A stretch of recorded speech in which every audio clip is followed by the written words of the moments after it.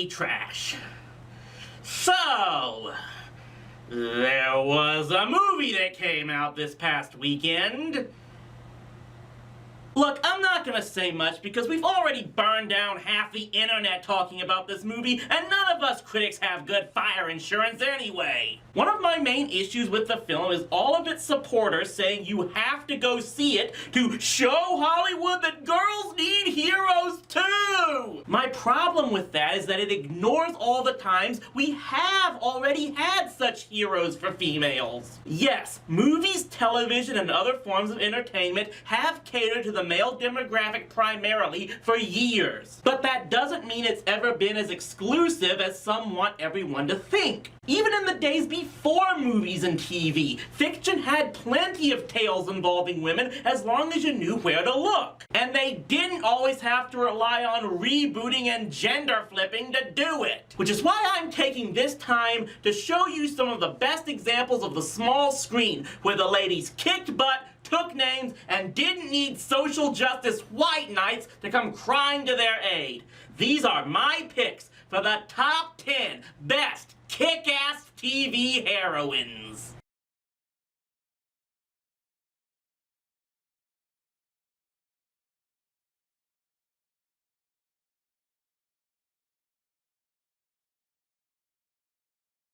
Wrangler Jane from F Troop. Admittedly, Melody Patterson's character was most likely put in for comedy above all else, to highlight the incompetence of the Fort Courage Troop more by showing that the girl who ran the trading post was the best shot in the area. But that doesn't mean that Jane Angelica Thrift wasn't a true pioneer for women in television being more than just punchlines in comedy. Actually, it can be easy to forget how many women had to be trained marksmen just to be able to survive in the harshness of the Old West, so there is some truth in television here. What really made this a great character was that she had no problem being a girl while still being a crack shot. She had no problem letting her feelings toward Captain Parmenter be known, but she also wasn't afraid to stand up for herself and defend Fort Courage better than those who actually wore a uniform. She was Annie Oakley before Annie Oakley was cool, someone who could shoot the fleas off a dog's back at 500 yards and do so just to show off for her captain. And Wrangler definitely wasn't the only lady of 60s television to dare stand out like this. For further example, Agent 99 of Get Smart. From the moment she first teamed up with Maxwell Smart, Agent 99 was standing tall in 1960s television. Heck, she was standing so tall she had to scrunch down to make Max look taller. No, seriously, they had Barbara Feldon do this so she wouldn't tower over Don Abs in close-ups. And yes, 99 would always defer to Max to try and stroke his own ego, but that was part of the gag because everyone else in control knew who the real tough girl was. And it worked in making the show a deconstruction of the tropes that were often used in spy fiction, where the guy is always the keep-it-cool, cold-blooded killer that beds the girl in the end. Here, 99 was the keep-it-cool one, always being reliable to the mission while keeping her own hot-to-trot feelings for Max contained for the most part. And secretly, I think Max knew for a long time that he couldn't do anything without her, which is why he finally admitted to such and married her in the 4th season. And yeah, the show kinda jumped the shark at that point, but for what it's worth, it still managed to show that 99 was one of the best secret agents out there while still managing to be a wife and eventual mother. For the record, I did also like Anne Hathaway's portrayal of the character in the movie, as I think for a film set in the 21st century, they needed an even more take-charge personality. But that's no knock to the original in any way, as Barbara Feldon's character was able to take shots and shoot back in the name of women in the very revolutionary 60s time. We may never know what her real name was, but we'll always know who Control's real secret weapon was. Charlie's Angels. It's pretty much impossible to pick one lone member of Charlie Townsend's bevy of detectives. Sure, everyone had their favorite, from the smart angel Sabrina to the athletic angel Jill, etc., etc., but what really set these ladies apart was how well they worked together as a team, even as they saw one another come and go throughout the years. Of course, that type of turnover really shouldn't be surprising, given the hazards of working for Charlie. I mean, these ladies were shot at, had bombs planted at them, thrown in prison, had to chase down crooks on the racetrack, and even on the roller derby rink. But they always came out on top. As a result, the Angels have become firmly entrenched in our pop culture lore, to the point where they received a continuation movie series that was not as horrible as a lot of people say, and then, no, that never happened!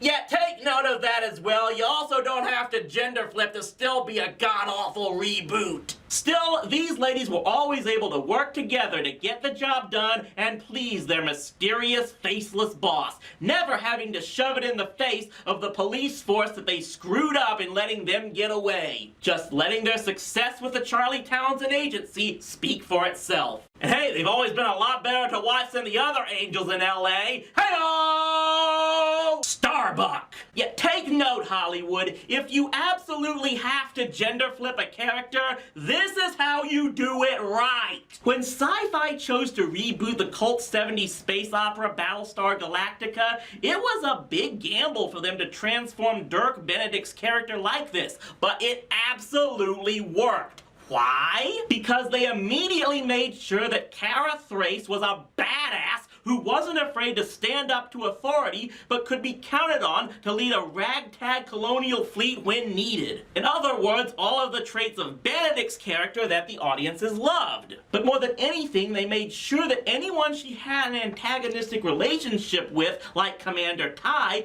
did so not because of her gender, but because of her attitude, period. And that they grew to admire her for her abilities. Galactica is one of the few series that managed to be a success in getting a remake, and how they handled the repackaging of one of the most iconic sci-fi heroes out there is a true testament to how they pulled it off. Because they realized they could make a hard-drinking, hard-tempered, hotshot character and just let that carry her without having to be shoved in our faces that, oh yeah, she's a chick now. Kara Thrace was her own person, just like the original Starbuck was. And as such, this became a remade character that succeeded in breaking barriers the way too many producers today only wish they could do. Wonder Woman. It was a tough call as to whether I should include this character on the list, given that she originated in comic books. But Princess Diana made the transition from the DC pages to the small screen flawlessly, to the point where the original series from the 70s may still be one of the best adaptations anywhere. Many still remember George Reeves' Superman fondly, while Adam West's Batman remains polarizing. But Linda Carter's portrayal of the Amazon princess so perfectly encapsulated the character that we wouldn't see another live adaptation version of her for more than 35 years. What made this series work so well was that while Wundy could always rely on her super abilities to save the day in the end, she didn't have to play the ditz in her alter ego. Once the show fast-forwarded from World War II to the present day of the 70s, Diana Prince could prove to be very capable in her own right as an agent for the IADC. It also didn't hurt that they completely filed away any possibility of a love story involving her and Steve Trevor once they made the time skip. We got to see a new version of Wonder Woman with the Justice League animated series in the 90s, and this one showed off how badass she was as well, maybe even more than the previous incarnation. Heck, she had such a presence that there was supposedly a rule to the writing staff that she couldn't be in an episode unless she was the focal point of it. But no matter if it was Linda Carter or Susan Eisenberg, the Princess of Paradise Island always did make us so glad she's on our side. Kim Possible! Yet how many would have expected that Disney would actually be a leader in creating much deeper female characters over the past 25 years? From at least since Belle captivated us all all, in Beauty and the Beast, the mouse-eared empire has worked tirelessly to break the stereotype that their ladies were just damsels for the princes to rescue. And one of the best examples of that in television was Kim Possible. Now, let's be honest, this character is pure wish fulfillment. I mean, how can she not be? Head cheerleader, honor student, daughter to a rocket scientist and a brain surgeon, and she just goes off and saves the world from supervillains in her spare time. Good night, this girl must need a lot of Red Bull.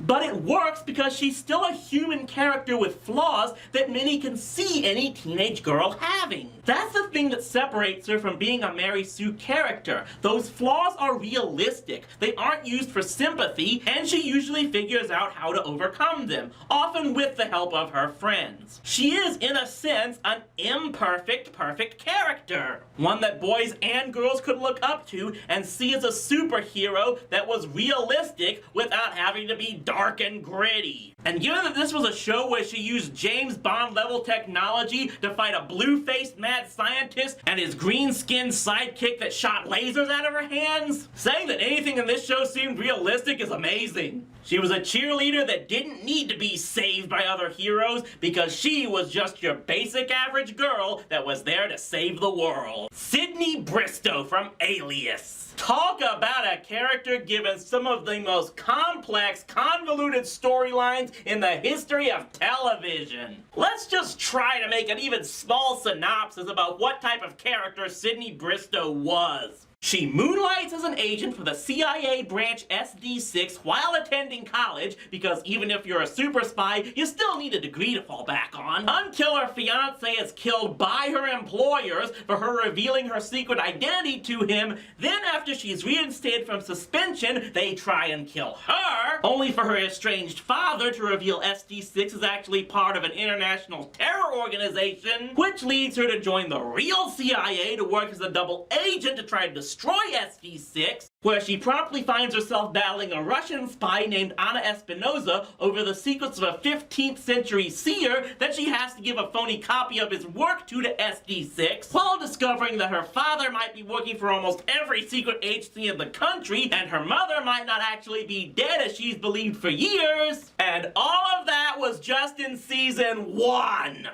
Yeah, there's a lot that happens in this series, as one would expect from anything with J.J. Abrams' fingerprints on it. Suffice it to say, Sydney has to deal with a lot of crap happening to her, but she continues to push forward with her skill of being a master of disguise and trained combatant and covert agent. You know, this role must have really drained Jennifer Garner for her to pretty much give up the genre and do nothing but low-budget chick flicks ever since. Regardless, Sydney Bristow was a true standout in a time period where we saw quite a few more tough-as-nails female heroes in sci-fi espionage stories around the turn of the century. But to me, Sydney definitely stood tallest among all of those, because she was pretty much Agent 99 ramped up to 11.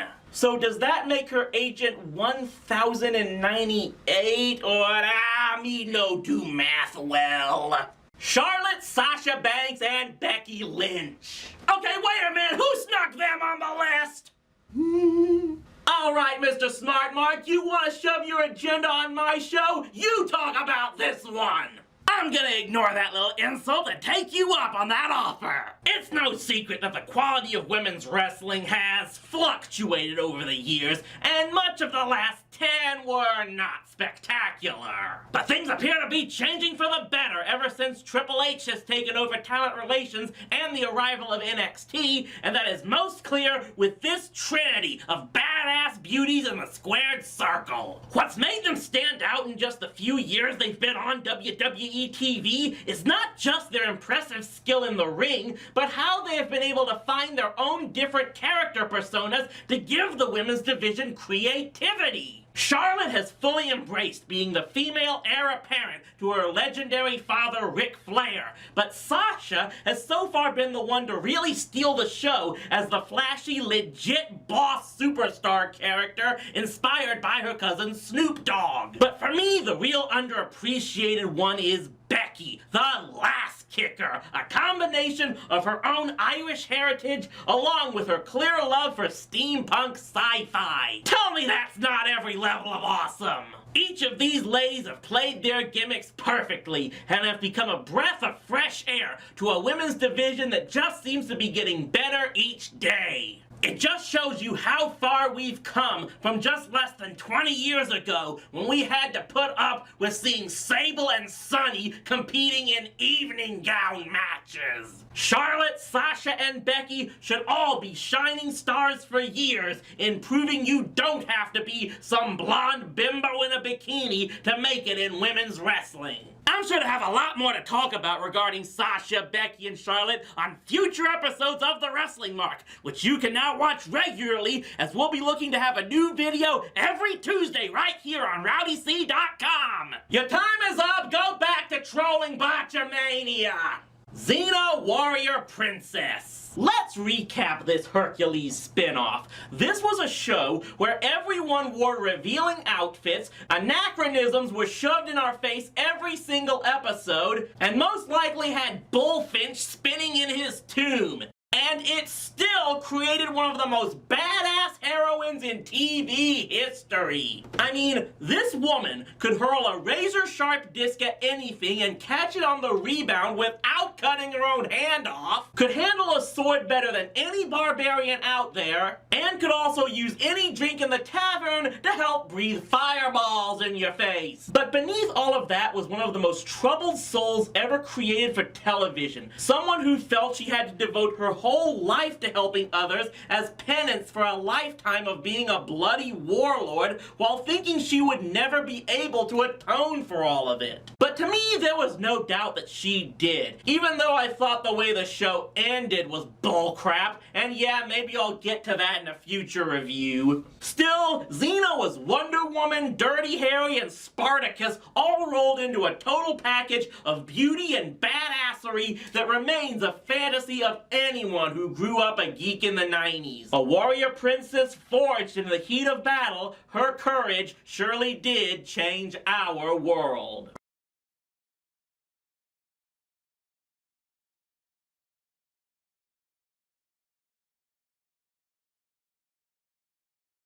Oh, like you didn't know she was going to top this list.